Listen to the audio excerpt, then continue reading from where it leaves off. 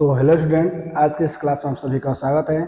और आज का इस क्लास हम लोग का रहने वाला है रासायनिक अभिक्रियाएं तथा समीकरण से संबंधित, यानी रसायन विज्ञान का जो पहला चैप्टर है रासायनिक अभिक्रियाएं तथा रासायनिक समीकरण, उस चैप्टर का हम लोग क्या करने वाले हैं, पढ़ने वाले हैं। जैसा कि आप लोगों का डिमांड भी था कि केमिस्ट्री स्टार्ट किया जाए, तो आप लोगों के कहने पर ही ये केमिस्ट्री का पोर्शन क्या किया जा रहा है, स्टार्ट किया जा रहा है, जिसको हम लोग क्या करेंगे, पढ़ेंगे, समझेंगे। ठीक है, तो सभी लोग एक बार जुड़ जाए लाइव, जल्दी जल्दी एक बार ग्रुप में शेयर भी कर दें, ताकि जितने भी स्टूडेंट हैं सभी लोग क्या हो जाए, जुड़ जाए और इस क्लास को क्या किया जाए, स्टार्ट किया जाए। ठीक है, तो हम लोग का ये चैप्टर है रासायनिक अभिक्रियाएं तथा समीकरण। इस चैप्टर में जो हम लोग का पहला हेडिंग रहेगा वो रहेगा परिवर्तन। तो सभी लोग हेडिंग लगा भी लेंगे कि परिवर्तन। यदि हम परिवर्तन की बात करें तो परिवर्तन आखिर होता क्या है, तो हम ऐसे समझ सकते हैं कि किसी वस्तु की अवस्था में बदलाव, चाहे उसके रंग में, चाहे उसके रूप में, चाहे उसके आकार में, चाहे उसके तापमान में, तो किसी भी प्रकार का जो बदलाव होता है वस्तु में, तो उस बदलाव को हम लोग क्या नाम देते हैं, परिवर्तन नाम देते हैं। क्या बतलाया जा रहा है आपसे कि जो पदार्थ होते हैं, पदार्थ या वस्तुओं, पदार्थ या वस्तुओं के रंग, रूप, आकार और क्या लिख सकते हैं, तापमान भी लिख लो भाई, तापमान, अवस्था इत्यादि में बदलाव, इत्यादि में बदलाव क्या कहलाता है, परिवर्तन कहलाता है।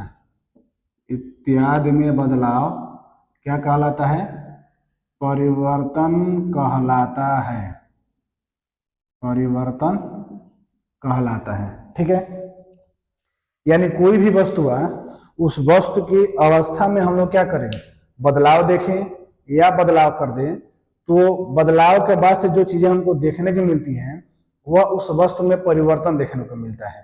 ठीक है, जैसे मान लीजिए हमने बर्फ लिया, ठीक है, समझने के लिए एग्जांपल ले रहे हैं कि हमने क्या लिया, बर्फ, और बर्फ की अवस्था में हमने क्या किया, बदलाव। कैसे, कुछ इस तरीके से, एक मिनट, चलिए, जैसे हमने एग्जाम्पल में आपको क्या दिखाया, एग्जाम्पल में मान लीजिए हमने क्या लिया, बर्फ। तो बर्फ जो होता है वो किस अवस्था में पाया जाता है, ठोस अवस्था में। किस अवस्था में मिलेगा, ठोस अवस्था में मिलेगा। लेकिन हमने क्या किया, उस वस्तु की अवस्था में परिवर्तन कर दिया, यानी बदलाव कर दिया। यानी इस बर्फ को जो ठोस अवस्था में पाया जा रहा था, इसे हमने क्या किया, गर्म किया, और गर्म करने के बाद से यह बदल गया द्रव अवस्था में। किसमें बदल गया, द्रव अवस्था में। तो जब द्रव अवस्था में बदल गया तो हम देख रहे थे कि पहले किसमें पाया जा रहा था, ठोस अवस्था में। पहले किसमें पाया जा रहा था, ठोस अवस्था में, लेकिन अब किसमें पाया जा रहा है, द्रव अवस्था में। तो इस तरीके से हम कह सकते हैं कि जो यह बदलाव हुआ है, यह बदलाव ही क्या कहलाएगा, परिवर्तन कहलाएगा।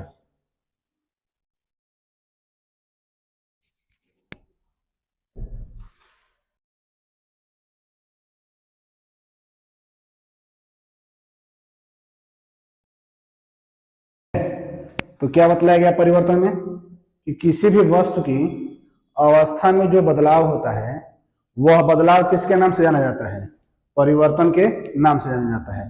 जैसा हमने एक एग्जांपल लिया आपको समझाने के लिए कि बर्फ है, तो बर्फ तो ठोस अवस्था में पाया जा रहा है, लेकिन हमने क्या किया, उसे गर्म कर दिया, और गर्म करने के बाद देख रहे हैं जो ठोस अवस्था थी वो बदल के किसमें हो गई, द्रव अवस्था में। तो यह बदलाव ही क्या कहलाएगा, परिवर्तन कहलाएगा।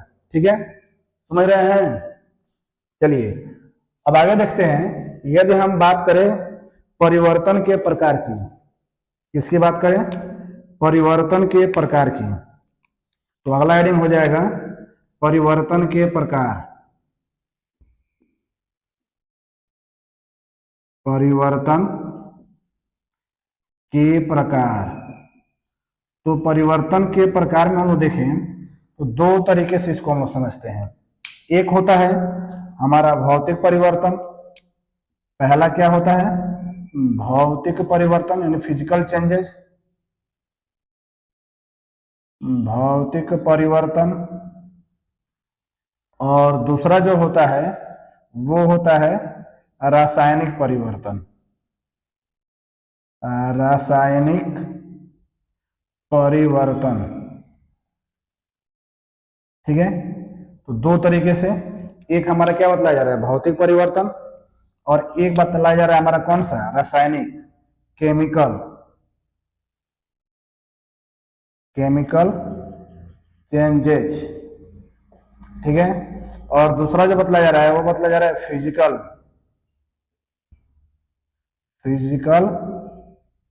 चेंजेज। तो यह दो तरीके से परिवर्तन हमको देखने को मिलेगा, यानी पदार्थ की हम भौतिक अवस्था में और फिर किस अवस्था में? रासायनिक अवस्था में क्या करेंगे? परिवर्तन देखेंगे। अब क्या होता है भौतिक परिवर्तन और क्या होता है रासायनिक परिवर्तन, अब इसको समझने का हम लोग प्रयास करते हैं। तो सभी लोग हेडिंग लगा लेंगे, भौतिक परिवर्तन। तो पहला हेडिंग लग जाएगा हमारा क्या? भौतिक परिवर्तन, फिजिकल चेंजेज। भौतिक परिवर्तन, ठीक है। तो यदि हम भौतिक परिवर्तन की बात करें तो भौतिक परिवर्तन में क्या होगा कि पदार्थ की भौतिक अवस्था बदलेगी, रासायनिक गुण नहीं बदलेगा। यानी जो भौतिक गुण होगा पदार्थ का वो तो बदलेगा, लेकिन रासायनिक गुण नहीं बदलेगा, ठीक है। क्या बताया जा रहा है भौतिक परिवर्तन में? कि एक ऐसा परिवर्तन जिसमें पदार्थ की क्या होती है? केवल भौतिक अवस्था परिवर्तन होती है और रासायनिक अवस्था में कोई परिवर्तन नहीं होता है। तो हम लिख सकते हैं कि वह परिवर्तन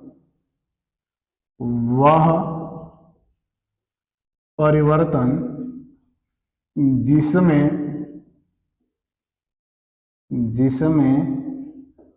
पदार्थ की केवल भौतिक अवस्था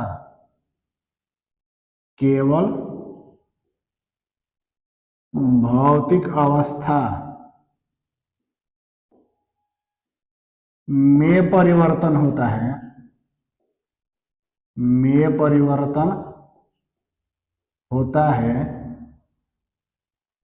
लेकिन जब आप परंतु लिखो तो बढ़िया रहेगा। परंतु रासायनिक गुण में नहीं, रासायनिक गुण में नहीं। तो इस प्रकार का परिवर्तन क्या कहलाएगा? भौतिक परिवर्तन कहलाएगा, ठीक है। क्या बताया जा रहा है भौतिक परिवर्तन में? कि एक ऐसा परिवर्तन जिसमें पदार्थ की क्या होती है? भौतिक अवस्था बदलती है, रासायनिक अवस्था या रासायनिक गुण में कोई परिवर्तन नहीं होता है, तब उससे हम लोग क्या नाम देते हैं? भौतिक परिवर्तन नाम देते हैं। जैसे यदि इसका एग्जाम्पल देखा जाए तो इसका एग्जाम्पल देख लीजिए। इसका एग्जाम्पल में क्या क्या हो सकता है? आपका बल्ब है तो बल्ब का जलना, ठीक है। मोम का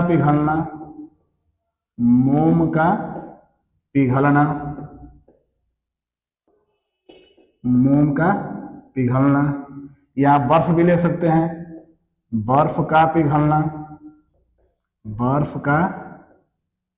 पिघलना इत्यादि। तो ये सब कैसे परिवर्तन है? तो ये सब हमारे रासायनिक परिवर्तन है, ठीक है। कोई दिक्कत यहां तक किसी को? नोट करते रहे साथ साथ में। हम लोग पढ़े हैं भौतिक परिवर्तन। तो भौतिक परिवर्तन में क्या बतलाया गया है कि वह परिवर्तन जिसमें पदार्थ की केवल भौतिक अवस्था में परिवर्तन होता है,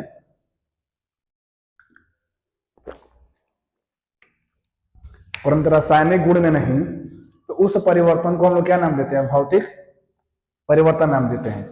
जैसे हम लोगों ने क्या देखा? बल्ब का जलना, फिर क्या देखा? मोम का पिघलना, फिर क्या देखा? बर्फ का पिघलना।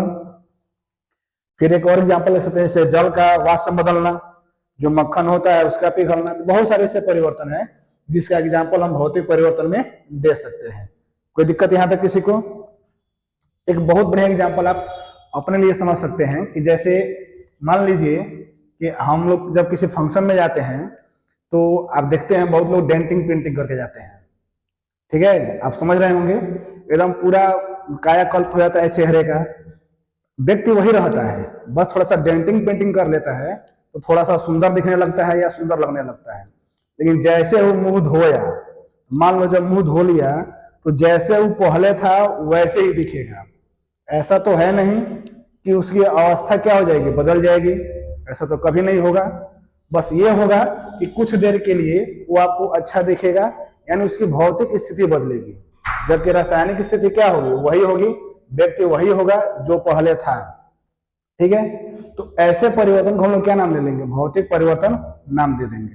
ठीक है, अब आते हैं दूसरा पे, रासायनिक परिवर्तन। दूसरा क्या हो जाएगा, रासायनिक परिवर्तन, या फिर इसका गुण देख ले। ठीक है, यहीं पे इसका कुछ प्रॉपर्टी देख लीजिए, गुण देख लीजिए। जो भौतिक परिवर्तन होता है, इस भौतिक परिवर्तन के कुछ गुण देख लीजिए, तो हेडिंग लग जाएगा भौतिक परिवर्तन के गुण चाहे विशेषता। जो आपको समझ में आए वो हेडिंग लगा लीजिए कि भौतिक परिवर्तन के गुण या फिर क्या, विशेषता। ठीक है, तो परिभाषा से आप देख रहे हैं कि जो भौतिक परिवर्तन हो रहा है उसमें केवल भौतिक अवस्था बदल रही है, रासायनिक नहीं। तो पहला पॉइंट तो यही लिख देंगे कि पदार्थ की भौतिक अवस्था बदलती है, पदार्थ की भौतिक अवस्था बदलती है, भौतिक अवस्था परिवर्तित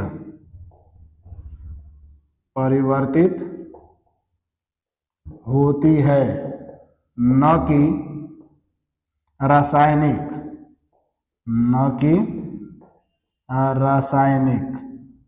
ठीक है, तो पहला गुण ये हो जाएगा कि जब भी हम किसी पदार्थ में भौतिक परिवर्तन देखते हैं तो उसमें क्या होता है कि जो पदार्थ होता है उस पदार्थ की केवल भौतिक अवस्था बदलेगी, रासायनिक नहीं बदलेगी। ठीक है, दूसरा कि जैसे यहाँ पे एग्जाम्पल हम दिए हैं कि बर्फ का पिघलना, देखिएगा यहाँ पर एक एग्जाम्पल क्या दिया गया है, बर्फ का पिघलना। तो बर्फ कब पिघलेगा, जब बर्फ को गर्म करेंगे। यदि हम चाहें कि जो बर्फ है वो पुनः हमको प्राप्त हो जाए, तो ध्यान से सुनिएगा, बर्फ को गर्म किए तो वो बदल गया द्रव में, जैसे द्रव को हम ठंडा करेंगे तो पुनः हमको क्या प्राप्त हो जाएगा, बर्फ प्राप्त हो जाएगा। यानी जिस कारण से परिवर्तन हुआ है, यदि वह कारण हम लोग क्या कर ले, हटा ले, तो जो प्रारंभिक पदार्थ था वो प्रारंभिक पदार्थ क्या हो जाएगा, प्राप्त हो जाएगा। ठीक है, यानी दूसरा क्या लिख सकते हैं, तो दूसरा पॉइंट लिख सकते हैं, यहां लिख दे रहे हैं दूसरा पॉइंट। दूसरा पॉइंट आपका क्या हो जाएगा कि कारण हटाने पर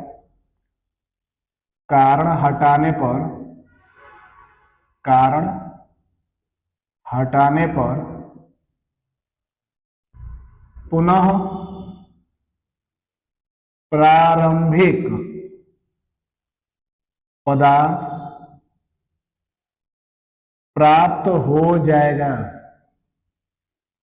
प्राप्त हो जाएगा।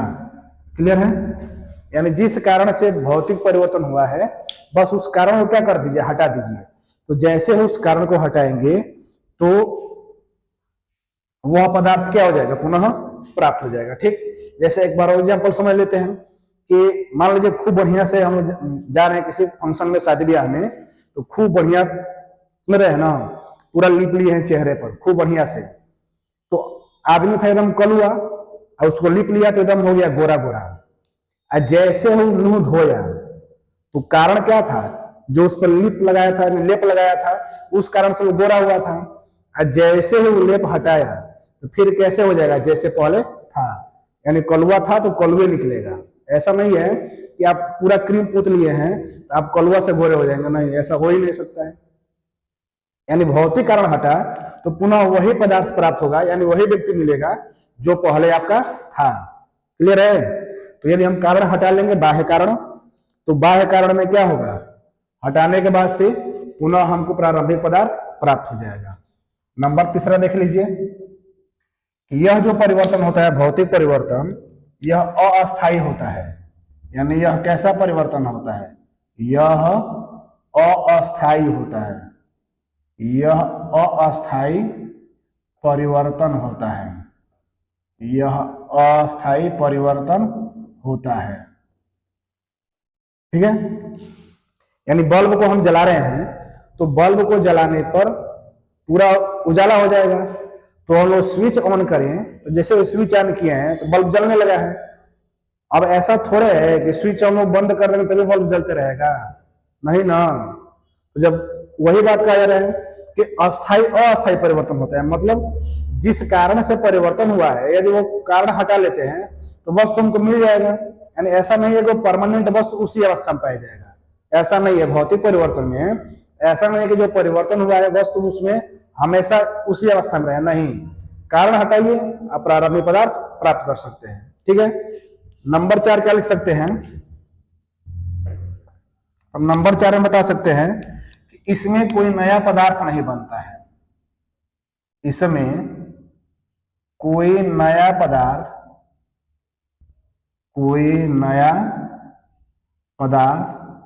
नहीं बनता है, नहीं बनता है। ठीक है? और नंबर 5 में हम लोग क्या दे सकते हैं, कुछ उदाहरण क्या दे सकते हैं, यहां पे उदाहरण दे सकते हैं। ठीक है? यानी जो भौतिक परिवर्तन होते हैं उस भौतिक परिवर्तन में कोई भी नया पदार्थ बनने वाला नहीं है, बस उसका क्या होता है, रंग रूप बदल जाता है। तो रंग रूप बदल जाने से हम ये नहीं कह देंगे कि वो नया पदार्थ बन के क्या हो गया, तैयार हो गया, नहीं, ऐसा हम लोग नहीं कहेंगे। ठीक है?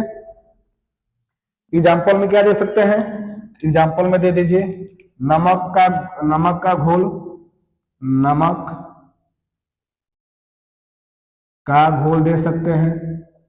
एक और एग्जाम्पल दे सकते हैं, वो क्या होता है, मक्खन का बर्तन में पिघलना, मक्खन का बर्तन में पिघलना इत्यादि। ठीक है? तो ये है हमारा भौतिक परिवर्तन, जिसमें क्या बतलाया गया कि यह एक ऐसा परिवर्तन है जिसमें पदार्थ की केवल भौतिक अवस्था बदलती है जबकि रासायनिक गुण वही रहता है जो पहले था। ठीक है? जैसे एग्जांपल में यहां देखिए बल्ब का जलना हो गया, मोम का पिघलना हो गया। फिर इसके हम लोग क्या देखे कि जो भौतिक परिवर्तन होता है इसके क्या क्या गुण होते हैं। ठीक है? आप गुण भी देख लिए, कोई दिक्कत यहां तक किसी को हो जाएगा, बोलिए।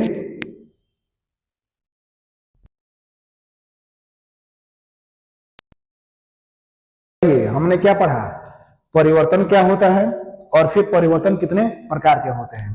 तो परिवर्तन में यह बतलाया गया कि पदार्थ में किसी भी प्रकार का बदलाव, चाहे उसके रंग में हो, चाहे रूप में हो, चाहे आकार में हो, चाहे अवस्था में हो, किसी भी प्रकार का बदलाव होता है तो वह बदलाव किसके नाम से जाना जाएगा, परिवर्तन के नाम से जाना जाएगा। ठीक है? जैसे हमने बर्फ को देखा तो बर्फ किस अवस्था में पाया जाएगा, ठोस अवस्था में, लेकिन जैसे ही इसे हम गर्म किए तो गर्म करने पर क्या हो गया, द्रव अवस्था बदल गया। ठीक? तो यहां पर क्या हुआ, इसकी अवस्था बदल गई। यहां पर ये ठोस अवस्था में पाया जा रहा था लेकिन अब किस अवस्था में पाया जा रहा है, द्रव अवस्था में पाया जा रहा है। तो यह जो बदलाव है, इसी बदलाव को क्या नाम देते हैं, परिवर्तन नाम देते हैं। अब यह परिवर्तन कितने प्रकार से बतलाया गया, तो परिवर्तन 2 प्रकार से, पहला बतलाया गया भौतिक और दूसरा बतलाया गया रासायनिक। फिर भौतिक में क्या बतलाया गया कि एक ऐसा परिवर्तन है जिसमें पदार्थ की केवल भौतिक अवस्था बदलती है, रासायनिक गुण में कोई परिवर्तन नहीं होता है। ठीक? जैसे हमने क्या लिखा, बल्ब का जलना, मोम का पिघलना, बर्फ का पिघलना इत्यादि, बहुत सारे एग्जाम्पल मिलेंगे। फिर इसके बाद से इसके क्या विशेषता है, चाहे इसके क्या गुण है, उसके बारे में पढ़ें कि जो भौतिक परिवर्तन होता है इसमें पदार्थ की केवल भौतिक अवस्था बदल, यानी बाहर अवस्था बदल जाएगा, बाहरी अवस्था। अब उसके इंटरनल पार्ट में कोई परिवर्तन नहीं आएगा। जैसे आपको बताया गया खूब बढ़िया एग्जाम्पल आपको दिए हैं समझने के लिए। यदि कलुआ कोई व्यक्ति है और कलुआ व्यक्ति खूब बढ़िया से चेहरे पर लगा लिया है क्रीम पाउडर, तो ऐसा नहीं है कि वो हमेशा के लिए क्या रहेगा, गोरा हो जाएगा, नहीं। जब तक वो क्रीम पाउडर उसके चेहरे पर है तब तक उसका अवस्था बदला हुआ दिखाई दे रहा है। जैसे वो मुंह धोया बस वही निकलेगा जो वो था। समझ रहे हैं ना, ऐसे ही समझते चलिए बस। तो पदार्थ की भौतिक अवस्था बदलेगी, कारण हटाने पर प्रारंभिक पदार्थ क्या हो जाएगा, प्राप्त हो जाएगा। जैसे क्रीम लगाया था, क्रीमों का हटा दीजिए, तो जैसे ही क्रीम चेहरे से हटा फिर कलुआ ही दिखाई देगा। फिर दिखाएगा अस्थायी परिवर्तन होता है। अभी बतलाया जा रहा है कि मान लीजिए आप काले हैं, काले मतलब समझ लीजिए आप लोग कि व्यक्ति काला है, खूब बढ़िया से वो अपना क्या कर रहा है, जो भी मतलब क्रीम पाउडर लगाना हो, जो भी मतलब मेकअप कराना हो कर ले रहा है। लेकिन जैसे सारा मेकअप क्रीम पाउडर हटा फिर वो वहीं पर आ जाएगा जहां पे था। क्लियर, इसमें कोई नया पदार्थ नहीं बनेगा। और जैसे फिर एग्जाम्पल हम लोग देख लिए, यहां तक किसी को दिक्कत हो तो बताए, किसी को दिक्कत हो यहां तक तो बताए, हो जाएगा। तो इसको नोट कर लीजिए या फिर स्क्रीनशॉट जो आपको उचित लगे उसके अनुसार कर लीजिए।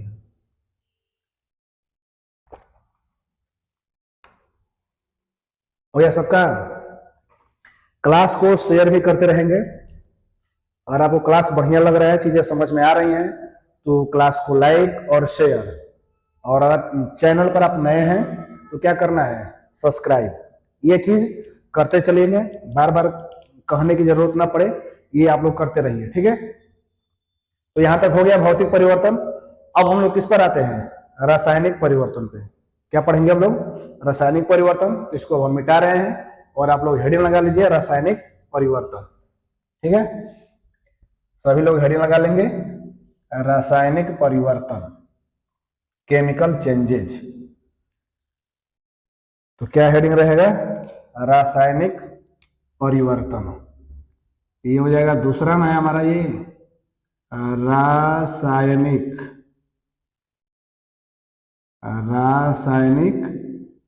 परिवर्तन, केमिकल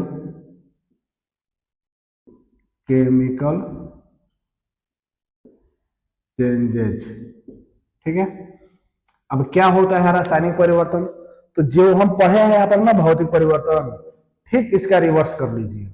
जो भी आप यहाँ पर पढ़े हैं भौतिक परिवर्तन में, ठीक उसका जब आप रिवर्स करेंगे यानी उल्टा करेंगे तो आपको क्या प्राप्त हो जाएगा, बोलिए क्या प्राप्त हो जाएगा, रासायनिक परिवर्तन प्राप्त हो जाएगा, ठीक है। यानी यदि हम रासायनिक परिवर्तन की बात करें तो रासायनिक परिवर्तन वह परिवर्तन होता है जिसमें पदार्थ, यहां पर हम लिख दे रहे हैं, वह परिवर्तन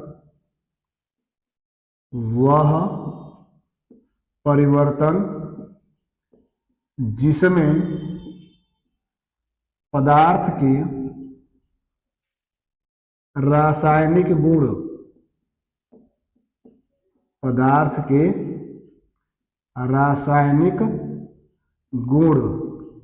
में परिवर्तन होता है,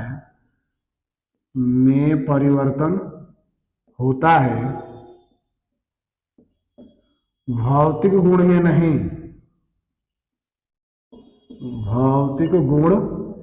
में नहीं, तो इस प्रकार का जो परिवर्तन होता है वह परिवर्तन क्या कहलाता है, रासायनिक परिवर्तन कहलाता है, ठीक है। यानी रासायनिक परिवर्तन में क्या बतलाया जा रहा है कि रासायनिक परिवर्तन एक ऐसा परिवर्तन है जिसमें पदार्थ की रासायनिक अवस्था कहिए या रासायनिक गुण बदल जाता है, भौतिक गुण में कोई परिवर्तन नहीं आता है। तो इस प्रकार का जो परिवर्तन होता है उसे हम लोग क्या नाम देते हैं, रासायनिक परिवर्तन नाम देते हैं। जैसे एक छोटा सा एग्जांपल आपको दे रहे हैं समझने के लिए, अभी बहुत सारे एग्जांपल आगे मिलेगा, फिलहाल एक एग्जांपल के जरिए आप लोग समझने का प्रयास करें। और वो एग्जांपल क्या है, तो दूध से दही का बनना, दूध से दही का बनना। जब हम दूध से दही के बनने की बात करते हैं तो यह परिवर्तन कैसा परिवर्तन होता है, रासायनिक परिवर्तन होता है। अब देखिए, अगर देखा जाए जो परिभाषा लिखे गए उसके हिसाब से, तो जो दूध होता है वो भी व्हाइट सफेद, दही भी होता है तो लगभग वही क्या होता है, सफेद ही होता है लगभग। तो दोनों की जो भौतिक अवस्था है वो तो सेम है, लेकिन रासायनिक अवस्था दोनों की क्या हो जाएगी, बदल जाएगी। दोनों की भौतिक अवस्था क्या है, सेम, लेकिन रासायनिक अवस्था क्या होगी, बदलेगी। रासायनिक गुण क्या होगा, बदलेगा। क्यों, ये जो दूध होता है वो किस अवस्था में पाया जाएगा, द्रव अवस्था में। लेकिन दही देखा जाए तो दही लगभग किस अवस्था में पाया जाएगा, ठोस अवस्था में। तो हम ये देख रहे हैं कि जब रासायनिक परिवर्तन की हम बात कर रहे हैं तो रासायनिक परिवर्तन में जो पदार्थ है उसके भौतिक गुण में तो कोई परिवर्तन नहीं आ रहा है, लेकिन जो रासायनिक गुण हो रहा है उसमें क्या जा रहा है, परिवर्तन आ जा रहा है। तो इसलिए हम लोग कहते हैं कि वह परिवर्तन जिसमें पदार्थ के रासायनिक गुण में परिवर्तन होता है, भौतिक गुण में परिवर्तन नहीं होता है, तो उस गुण को सॉरी उस परिवर्तन को हम लोग क्या नाम देते हैं, रासायनिक परिवर्तन नाम देते हैं। ठीक है, क्या नाम देते हैं, रासायनिक परिवर्तन नाम देते हैं। कोई दिक्कत यहां तक किसी को, हो जाएगा। चलिए ठीक है, तो अब आगे हम लोग बढ़ते हैं और आगे हम लोग क्या पढ़ेंगे इसमें, जैसे यहां पर है भौतिक परिवर्तन के गुण, तो यहां पर भी क्या पढ़ेंगे, अब रासायनिक परिवर्तन के गुण। ठीक है, तो हेडिंग लग जाएगा सबका, रासायनिक परिवर्तन के गुण। रासायनिक परिवर्तन के गुण, रासायनिक परिवर्तन के गुण। अब रासायनिक परिवर्तन के क्या क्या गुण होंगे, तो जितना आप ये पढ़े ना भौतिक परिवर्तन वाला, सब इसका उल्टा कर लीजिए यहाँ पे। तो नंबर 1, भौतिक परिवर्तन आप क्या लिखे हैं कि भौतिक अवस्था बदलती है, रासायनिक नहीं। तो इसमें क्या हो जाएगा कि रासायनिक अवस्था बदलती है, भौतिक नहीं, यानी रासायनिक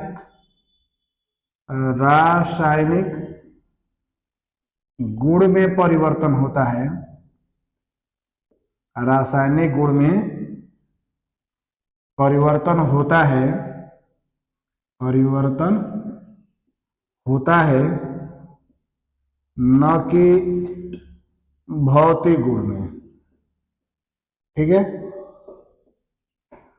क्या बतलाया गया कि रासायनिक परिवर्तन क्या होता है, तो उसकी विशेषता में पहले विशेषता कि पदार्थ के रासायनिक गुण में परिवर्तन होता है, न कि भौतिक गुण में परिवर्तन होता है। ठीक है, जैसे आप देख ही सकते हैं दूध से दही वाले एग्जाम्पल में। यदि हम दूसरे पॉइंट की बात करें तो दूसरा पॉइंट क्या हो सकता है, तो यहाँ पर क्या लिखे हैं, कारण हटा लेने पर प्रारंभिक पदार्थ प्राप्त हो जाएगा। लेकिन जब हम रासायनिक परिवर्तन की बात करेंगे तो कारण हटाने के बाद भी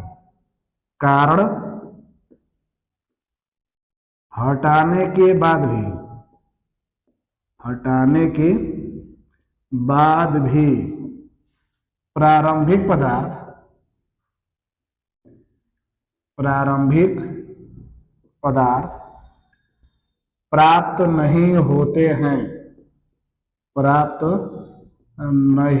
होते हैं। ठीक है, जैसे मान लीजिए कि आपने दूध से दही बना दिया, ठीक है, और दूध से दही जब बन गया, अब कोई व्यक्ति है, चाहे आप ही एक कह रहे कि हमको दूध चाहिए, हमको दही नहीं चाहिए, हमारा दूध वापस दीजिए, हमको दही नहीं चाहिए, तो क्या यह संभव है कि दही से दूध को बना लिया जाए? नहीं ना, बिल्कुल नहीं संभव है। तो यहां पर क्या बताया गया है कि कारण यदि आप हटा लेते हैं तो कारण हटाने के बाद से जो प्रारंभिक पदार्थ है उसे हम प्राप्त नहीं कर सकते हैं। जैसे मान लीजिए कांच है, शीशा है, तो कांच को तोड़ दीजिए। अब कांच को तोड़ दिया जाए, कहा जाए पुनः हमको कांच जैसा था वैसे दीजिए, दिक्कत है कि नहीं है इसमें? बिल्कुल दिक्कत है।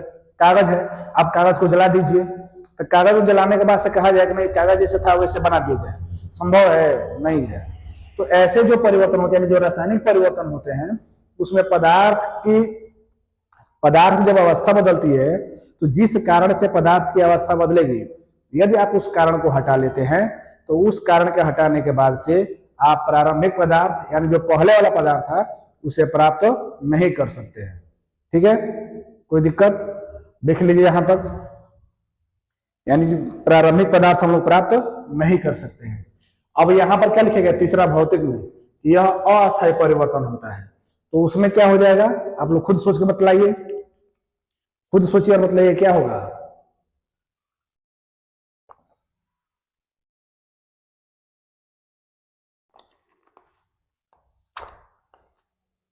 यहां पर क्या लिखे हैं कि यह अस्थायी परिवर्तन है, तो इसमें क्या लिख लेंगे, इसको मिटा देते हैं यहाँ पे। तो जो रासायनिक परिवर्तन होता है वो कैसा परिवर्तन होता है, अस्थायी हो जाएगा। वो अस्थायी है तो ये क्या हो जाएगा, अस्थायी परिवर्तन हो जाएगा। कैसा परिवर्तन होगा, ये अस्थायी परिवर्तन। नंबर 3 कि यह कैसा होता है, यह अस्थायी परिवर्तन होता है, यह अस्थायी परिवर्तन होता है। ठीक है, अब इसमें देखा जाए नंबर 4, तो नंबर 4 क्या होगा, तो नंबर 4 इसमें लिखा गया है भौतिक वाले में, इसमें कोई नया पदार्थ नहीं बनता है। लेकिन यहां देखिए ना, दूध से क्या बना है, दही बन गया है। दही क्या है, एक नया पदार्थ है, तो इसमें क्या होगा, नया पदार्थ बनता है। इसमें नया पदार्थ बनता है, इसमें नया पदार्थ क्या होता है, बनता है। अब जैसे एग्जाम्पल में आप देख सकते हैं, एग्जाम्पल में क्या क्या ले सकते हैं, तो यहां तो आप एक लिखिए दिए हैं, दूध से क्या होना है, दही का बनना। अब एग्जाम्पल देखिए क्या हो जाएगा, वो क्या बोलते हैं, कागज का जलना, कागज का जलना। ठीक है, और क्या हो सकता है, जैसे कांच है हमारा, तो कांच का क्या हो जाएगा, टूटना हो जाएगा। जो भी हमारा कांच होता है उसका क्या हो जाएगा, टूटना हो जाएगा। ठीक है, और क्या हो सकता है, वो एग्जाम्पल ले लीजिए, लकड़ी का जलना, कागज हो गया, लकड़ी का जलना, लकड़ी का जलना, लोहे पर जंग लगना, लोहे पर जंग लगना, लोहे पर जंग लगना इत्यादि। ये सब किसके एग्जाम्पल हो जाएंगे, रासायनिक परिवर्तन के हो जाएंगे। ठीक है, किसी को दिक्कत है यहां तक, बोलिए, सब सही है, हो जाएगा। चलिए, तो देखिए हम लोगों ने क्या पढ़ा यहाँ पे, रासायनिक परिवर्तन।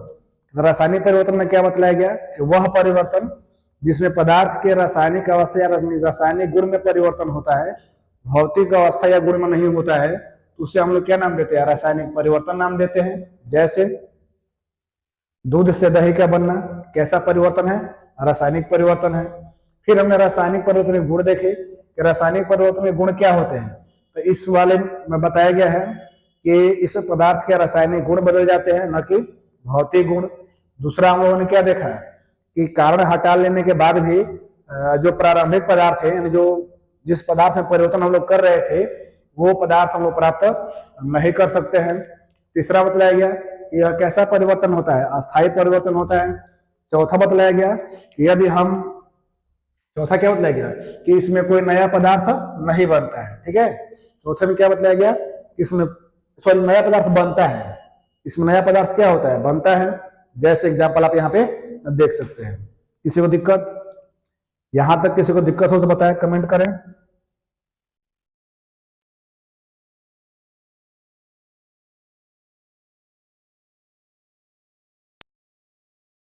सही है, हो जाएगा। किसी को दिक्कत हो तो बताएं। रासायनिक, सबसे पहले हमने क्या पढ़ा है, परिवर्तन पढ़ा कि परिवर्तन क्या होता है। फिर परिवर्तन कितने प्रकार के होते हैं, जिसमें 2 प्रकार पढ़े, एक भौतिक और दूसरा रासायनिक। फिर हम लोगों ने पढ़ा कि भौतिक परिवर्तन क्या होता है और भौतिक परिवर्तन के गुण क्या होते हैं। फिर उसके बाद से हमने क्या पढ़ा कि रासायनिक परिवर्तन क्या होते हैं और रासायनिक परिवर्तन के गुण क्या होते हैं। सबका सही है यहां तक, कोई दिक्कत, कोई दिक्कत नहीं। तो चलिए आगे बढ़ते हैं, अब इसे हम लोग मिटा लेते हैं और एक नया हेडिंग लगाते हैं, अभिक्रियाएं। ठीक है, अब इसको मिटा लेते हैं और एक नया हेडिंग लगेगा हमारा क्या, अभिक्रियाएं। सभी लोग हेडिंग लगा लीजिए, अभिक्रियाएं। इसको मिटा के हेडिंग लगा लिए जाए, अभिक्रियाएं। ठीक है,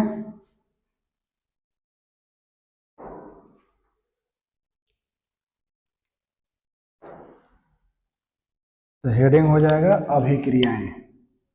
तो ये है अभिक्रियाएं। समझ में आ रही है ना बात? अभिक्रियाएं, अभिक्रियाएं क्या बोलेंगे इसको? Reactions, reactions. ठीक है, चलिए अभिक्रियाएं किसे कहेंगे इसको थोड़ा समझने का प्रयास करते हैं।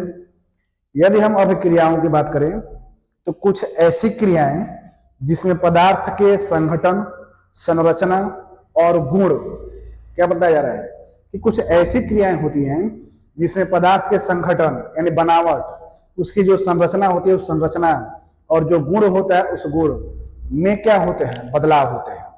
तो वैसे क्रियाओं को हम लोग क्या नाम देते हैं? अभिक्रियाएं नाम देते हैं। ठीक है, यानी वे क्रियाएं, यहां हम लिख भी दे रहे हैं, वे क्रियाएं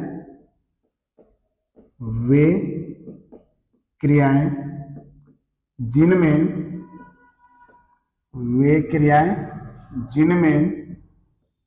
पदार्थ के संगठन, संरचना तथा गुण में परिवर्तन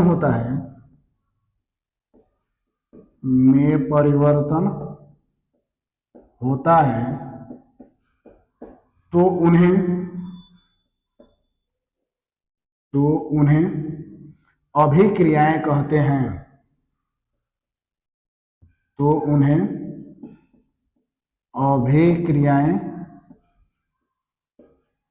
कहते हैं। ठीक है, क्या बतलाया गया? वे क्रियाएं जिनमें पदार्थों के संगठन, संरचना तथा गुण की जगह पर गुणों लिख रहे तो बेहतर रहेगा, गुणों में परिवर्तन होता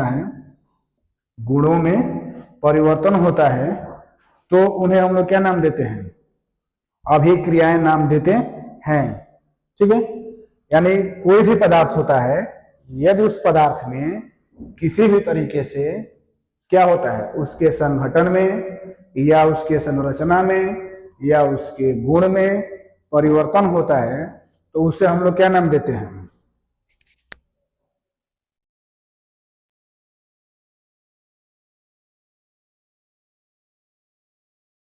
उसे हम नाम देते हैं अभिक्रिया। क्या नाम देते हैं?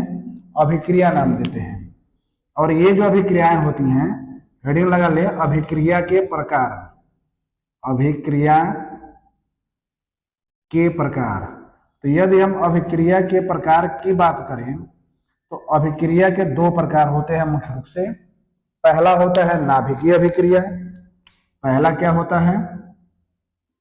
नाभिकीय अभिक्रिया। नाभिकीय अभिक्रिया। और जो दूसरा होता है वो दूसरा होता है रासायनिक अभिक्रिया। दूसरा क्या होता है? रासायनिक अभिक्रिया। इसको मिटा लिया पूरा कंप्लीट, रासायनिक अभिक्रिया। ठीक है, तो कितने प्रकार के हो गए? नाभिकीय अभिक्रियाएं ऐसे बना लेते हैं, और रासायनिक अभिक्रियाएं। और यदि हम चैप्टर की बात करें तो चैप्टर में देख लीजिए, पहले ही लिखा है, इसको बोलेंगे न्यूक्लियर रिएक्शन। ठीक है, और चैप्टर का नाम देख लीजिए केमिकल रिएक्शन। Chemical reactions. तो ये दो तरीके से होंगे हमारे क्या? अभिक्रियाएं, जिसमें हम लोग क्या पढ़ेंगे? केवल एक हम लोगों को पढ़ना है, ये वाला रासायनिक अभिक्रियाएं। ठीक है, यानी अभिक्रियाओं में क्या बतलाया गया है आपको कि पदार्थ जो होते हैं, वे जो कुछ ऐसी क्रियाएं होती हैं जिन क्रियाओं के चलते पदार्थ के संगठन में, संरचना में, गुण में परिवर्तन हो जाता है। तो यह जो परिवर्तन होता है तो जिन क्रियाओं के कारण होगा उन क्रियाओं को क्या नाम देते हैं? अभिक्रियाएं नाम देते हैं। और ये अभिक्रियाएं दो तरीके से होती है सामान्यतः या मुख्य रूप से। पहला नाभिकीय अभिक्रिया, पहला क्या होता है? नाभिकीय अभिक्रिया, और दूसरा क्या होता है? रासायनिक अभिक्रिया। और चैप्टर का नाम देखेंगे तो चैप्टर का ही नाम है रासायनिक अभिक्रिया तथा समीकरण। यानी हम लोग को किसके बारे में पढ़ना है? रासायनिक अभिक्रिया के बारे में पढ़ना है, ठीक है। लेकिन थोड़ा बहुत हम लोग किसके बारे में जान लेंगे? नाभिकीय अभिक्रियाओं के बारे में जान लेंगे। यानी नाभिकीय अभिक्रियाओं के लिए हम बात की जाए तो कुछ ऐसी अभिक्रियाएं होती हैं जिसमें परमाणु का नाभिक भाग लेता है। तो जिन अभिक्रियाओं में परमाणु का नाभिक भाग लेता है उन अभिक्रियाओं को हम लोग नाम देते हैं नाभिकीय अभिक्रियाएं। क्या बोला जा रहा है कि जो नाभिकीय अभिक्रियाएं होती हैं, इस अभिक्रिया में क्या होता है? जो परमाणु का नाभिक होता है, परमाणु का नाभिक वो क्या करता है? पार्टिसिपेट करता है, भाग लेता है, ठीक है। तो इन अभिक्रियाओं को हम लोग क्या नाम देते हैं? नाभिकीय अभिक्रियाएं। यानी इसका परिभाषित आप लिखना चाहें तो क्या लिखेंगे कि वे अभिक्रियाएं जिन अभिक्रियाओं में परमाणु के नाभिक भाग लेते हैं, नाभिक का मतलब जो उसमें प्रोटॉन और न्यूट्रॉन होते हैं उनके द्वारा जो अभिक्रिया होती है तो उसे हम लोग क्या नाम देते हैं? न्यूक्लियर रिएक्शन या नाभिकीय अभिक्रियाएं, ठीक है। अब हम लोग का जो मेन टॉपिक है वो क्या है? रासायनिक अभिक्रियाएं। तो सभी लोग हेडिंग लगा लीजिए, रासायनिक अभिक्रियाएं। किसी को दिक्कत? चीजें समझ में आ रही है सबको? क्लियर दिख रहा है ना? मेरे तरफ से तो सब सही दिख रहा है, कोई दिक्कत नहीं है। चलिए ठीक है, बढ़ते हैं। और जो हमारा मेन टॉपिक है रासायनिक अभिक्रियाएं, तो उस रासायनिक अभिक्रिया को हम लोग क्या करते हैं? हेडिंग लगाते हैं और फिर उसे हम लोग क्या करते हैं? समझते हैं, ठीक है। तो लगा लीजिए सभी लोग रासायनिक अभिक्रियाएं हेडिंग।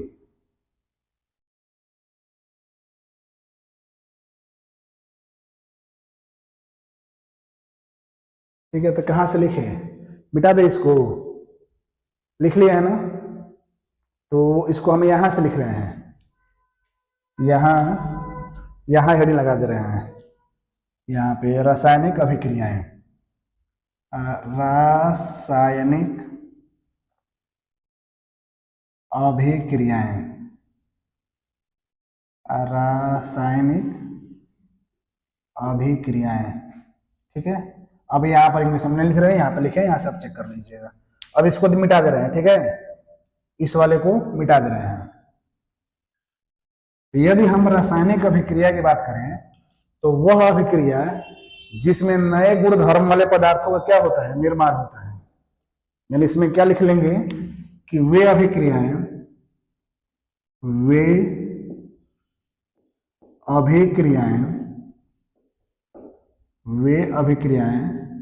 जिनमें नए गुण धर्म वाले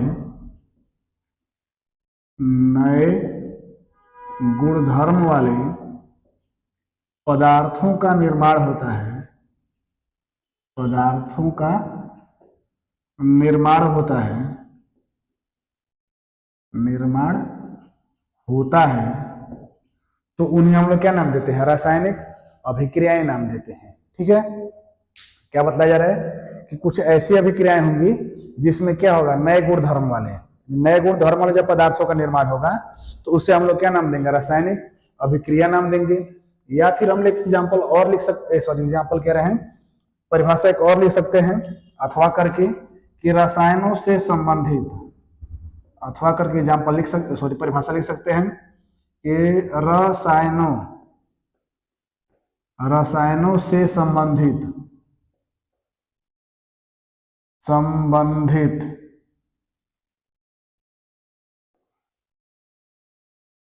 रसायनों से संबंधित अभिक्रियाएं, रसायनों से संबंधित अभिक्रियाएं क्या कहलाती हैं? रासायनिक अभिक्रियाएं कहलाती हैं। रासायनिक अभिक्रियाएं कहलाती हैं। यानी जो भी अभिक्रियाएं होती हैं, यदि वे अभिक्रियाएं रसायनों से संबंधित हो तो उसे हम लोग क्या नाम देंगे, रासायनिक अभिक्रियाएं नाम देंगे, या वे अभिक्रियाएं जिसमें नए गुण धर्म वाले पदार्थों का क्या होता है, निर्माण होता है, तो उसे हम लोग क्या नाम देते हैं, उसे हम नाम देते हैं रासायनिक अभिक्रियाएं। ठीक है, कोई दिक्कत हो जाएगा। जैसे जैसे यदि हम लोग बात करें तो क्या लिख सकते हैं, ये हो जाएगा, एग्जाम्पल में देख लेते हैं। यहाँ पे एग्जाम्पल में ZnO देखना, यहाँ पे ZnO प्लस H2SO4, ये दोनों आपस में मिलेंगे तो क्या बनाएंगे, तो ये बना देगा हमारा ZnSO4, ZnSO4 प्लस क्या बन जाएगा 2H2O। सही है, क्या बनेगा 2H2O, H2O हम लिखे हैं। अभी इसको हम बैलेंस कर दे रहे हैं। फिलहाल देखिए, ये हमारा है जिंक ऑक्साइड, ये क्या है जिंक ऑक्साइड, जिंक ऑक्साइड, और ये हमारा सल्फ्यूरिक अम्ल, सल्फ्यूरिक, आधा ला रहेगा ना, सल्फ्यूरिक, सल्फ्यूरिक अम्ल। ये हमारा हो जाएगा जिंक सल्फेट, ये क्या हो जाएगा जिंक सल्फेट, और ये हमारा हो जाएगा जल। ठीक है, तो हम देख रहे हैं कि जिंक ऑक्साइड जब सल्फ्यूरिक अम्ल से क्रिया कर रहा है तो बना क्या रहा है, तो बना रहा है हमारा, क्या बना रहा है, जिंक सल्फेट बना रहा है। ठीक है, तो ये जो नया पदार्थ बना है इन दोनों की मिलने से, तो इसे हम लोग क्या नाम देंगे, रासायनिक अभिक्रियाएं नाम देंगे। क्या नाम देंगे, रासायनिक अभिक्रियाएं। क्लियर है, बैलेंस है सब, कहीं दिक्कत नहीं है। अभी हम लोग बैलेंस करने वाले आगे पढ़ेंगे, लेकिन ये समीकरण क्या है, बैलेंस है। Zn1 है, Zn1, H2O है, H2O, S1 है, S1, O कितना है 5, 4 और 1 5, इधर भी कितना है 4 और 1 5, बैलेंस है समीकरण, कोई दिक्कत नहीं है। अभी हम लोग आगे पढ़ेंगे कैसे बैलेंस किया जाता है, तो इसे ही हम लोग क्या नाम देते हैं, रासायनिक अभिक्रियाएं नाम देते हैं। सही है, यहाँ तक किसी को दिक्कत? तो क्या पढ़े हैं हम लोग, पहले अभिक्रियाओं के बारे में पढ़े हैं, अभिक्रियाएं क्या होती हैं, तो बतलाया गया है कि कुछ ऐसी क्रियाएं जिनमें क्या होता है, पदार्थों के संगठन, संरचना तथा गुण, यानी कुछ ऐसी क्रियाएं जिसमें पदार्थों के संगठन, संरचना और गुण में क्या होते हैं, बदलाव होते हैं, परिवर्तन होते हैं, तो उसे हम लोग क्या नाम देते हैं, अभिक्रियाएं नाम देते हैं। फिर अभिक्रियाओं में दो प्रकार पढ़े हैं, दोनों प्रकार फिर से हम यहाँ लिख दे रहे हैं। पहला पढ़े हैं नाभिकीय, पहला क्या पढ़े हैं, नाभिकीय अभिक्रियाएं, नाभिकीय अभिक्रियाएं, और दूसरा क्या पढ़े हैं, रासायनिक, रासायनिक अभिक्रियाएं। ठीक है, तो फिर इसमें क्या बतलाया गया कि नाभिकीय अभिक्रियाएं वे अभिक्रियाएं होती हैं जिसमें परमाणु का नाभिक भाग लेता है। ठीक है, तो उसे हम लोग क्या नाम देते हैं, नाभिकीय अभिक्रिया नाम देते हैं। लेकिन हम बात किया रासायनिक अभिक्रिया की, तो रासायनिक अभिक्रिया में क्या बतलाया गया, क्योंकि हम लोग को यही पढ़ना है, हम लोग के सिलेबस में यही है। तो नाभिकीय अभिक्रिया में देखा गया, सॉरी रासायनिक अभिक्रिया में, कि वे अभिक्रियाएं जिसमें नए गुण धर्म वाले पदार्थों का निर्माण होता है, तो उसे हम लोग क्या नाम देते हैं, रासायनिक अभिक्रियाएं नाम देते हैं। या इसी को दूसरे शब्दों में ऐसे कह सकते हैं कि रसायनों से संबंधित अभिक्रियाएं क्या कहलाती है, रासायनिक अभिक्रियाएं कहलाती है। जैसे कि एग्जांपल यहाँ लिख के दिखाया गया कि ZnSO4, H2SO4 यानी जिंक ऑक्साइड सल्फ्यूरिक अम्ल से क्रिया करता है, क्या बनाता है, जिंक सल्फेट बनाता है और जल बनाता है। तो यह रसायनों से संबंधित क्रिया है, या इसमें ये दोनों मिलकर एक नए गुण धर्म वाले पदार्थ का निर्माण कर रहे हैं, इसलिए इसे हम लोग क्या नाम देंगे, रासायनिक अभिक्रियाएं नाम देंगे। कोई दिक्कत यहां तक किसी को हो जाएगा? ठीक है, सही है। तो आज के क्लास में इतना ही रहने दिया जाए, ठीक है ना। और फिर हम लोग अपना जो भी इसके बाद जो पढ़ना है उसको अगले क्लास में हम लोग क्या करेंगे, पढ़ेंगे। ठीक रहेगा? तो आज जो पढ़ाया गया है किसी को कोई दिक्कत होगा या चीजें जो नहीं समझ में आएंगी उसे आप लोग कमेंट करके जरूर पूछ लीजिएगा। लेकिन उम्मीद है कि एकदम इत्मीनान से आराम से पढ़ाया गया है, तो चीजें आप लोगों को जरूर समझ में आई होंगी। एक बार 2 बार क्लास जब देखेंगे ना तो चीजें और आसान हो जाएंगी और सरल हो जाएंगी। इसलिए इसे क्या करें, एक बार 2 बार रिपीट कर लें क्लास को, ताकि चीजें आपके लिए एकदम सरल हो जाए। ठीक है, तो ये हम लोग का आज का टॉपिक था, जो हम लोग रासायनिक अभिक्रिया तथा रासायनिक समीकरण में हम लोग पढ़े हैं। ठीक है, तो रहने दिया जाए यहीं तक, और फिर हम लोग अपना क्लास रेगुलर जो हम लोग का टाइमिंग है उसी टाइम से क्या करते रहेंगे, स्टार्ट करते रहेंगे, चलाते रहेंगे। और प्रयास ये रहे, एक टारगेट बना के कि लाइव में कम से कम 15, 20, 25, 30 माने पहले दिन जितने हो, प्रयास रहे कि अगले दिन उससे ज्यादा हो, फिर अगले दिन जितने हो प्रयास ये रहे कि उससे अगले दिन और ज्यादा हो जाए, ताकि इससे कुछ लाभ मिले सभी लोगों को। ज्यादा से ज्यादा लोग जुड़ेंगे यानी स्टूडेंट जुड़ेंगे, उनको चीजें क्या होंगी और क्लियर हो जाएंगी। ठीक है, तो रहने देते हैं और फिर हम लोग मिलते हैं अपने अगले क्लास में। आज के लिए बस इतना ही है। ठीक है।